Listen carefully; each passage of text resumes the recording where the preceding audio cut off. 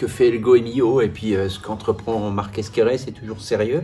Quand quelqu'un comme Marc Esquerret, qui est directeur du Goemio, qui fait des dégustations toute l'année, qui déguste toute l'année, donne son aval sur un produit, forcément, ça a une grande importance. Marc est l'un des plus grands palais que j'ai à ma table, ou Daniel aussi quand même. C'est une bible, Daniel. Le but de cet événement, c'est de mettre en avant la qualité de la production, de l'artisanat alsacien. On prépare une nouvelle édition sur le Grand Est. On a voulu que cette première, elle se passe en Alsace, qui est une terre formidable de qualité et d'excellence.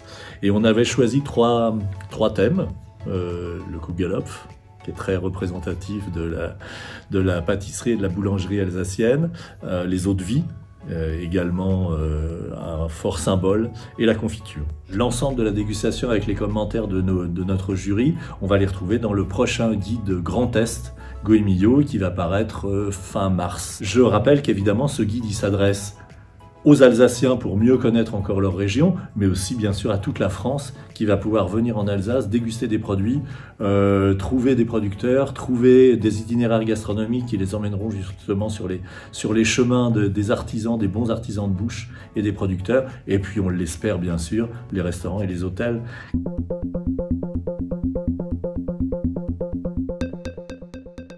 Il faut penser que le Kugelhopf, c'est un instant gourmand, presque un goût d'enfance, un fantasme, le Kugelhopf, et une merveille alsacienne. Kugelhopf, pour moi, ça doit déjà obéir à la tradition.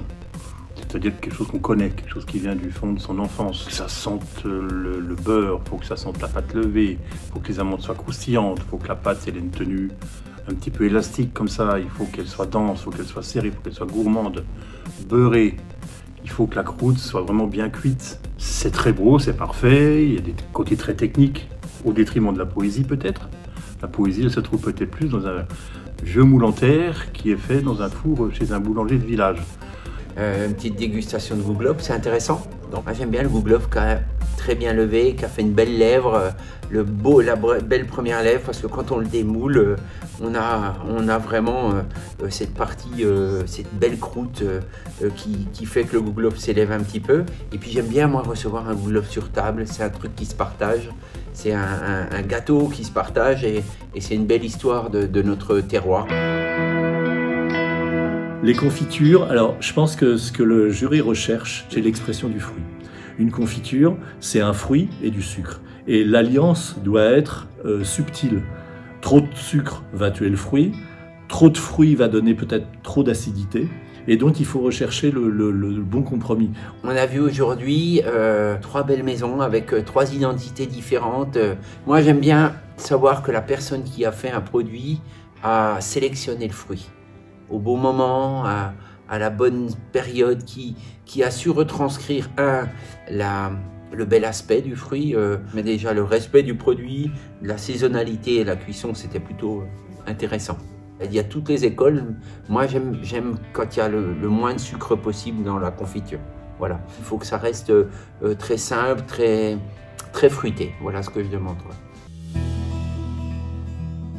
Et les eaux de vie, c'est à la fois simple et compliqué parce qu'on distille finalement le fruit avec son sucre qui va donner de l'alcool. Ça paraît simple et c'est un travail énorme et fabuleux que les Alsaciens maîtrisent à merveille. 3 grandes maisons, Mété, Windholz, Massenet, 3 grands noms et des expressions différentes. Le distillateur, c'est un magicien à peu près. Et en Alsace, il y a quelques magiciens. C'est grâce à Philippe Trabert de Mété, paix à son âme, il m'a fait découvrir les eaux de vie il y a peut-être 5-6 ans. Et je suis tombé en arrêt. Parce que ça brûlait pas, parce que ça sentait le fruit, parce qu'on avait des bouquets des primaires, on avait une longueur en bouche, on avait un volume, on avait une densité, c'était soyeux. Et j'ai compris qu'il y avait tout un travail derrière sur le fruit, un travail sur la distillation, des alambics de 250 litres, nettoyer, une rigueur dans le travail, une propreté, une connaissance de la matière, de ce phénomène, de l'alchimie de la distillation. Ça reste un monument, c'est quelque chose de... Moi, ça me fait pleurer, hein. Et sa vieille prune aussi, élevée en feu de chêne. C'est des choses, la framboise de Massenet, c'est toujours une révélation, quoi. À tel point que je me suis demandé un jour, mais est-ce qu'ils ont mis un arôme dedans? tellement ça sentait la framboise sauvage. Et non, c'est la framboise sauvage de Massenet, voilà. On a eu 3 kirsch. Sur les 3 kirsch, c'était intéressant de faire la comparaison.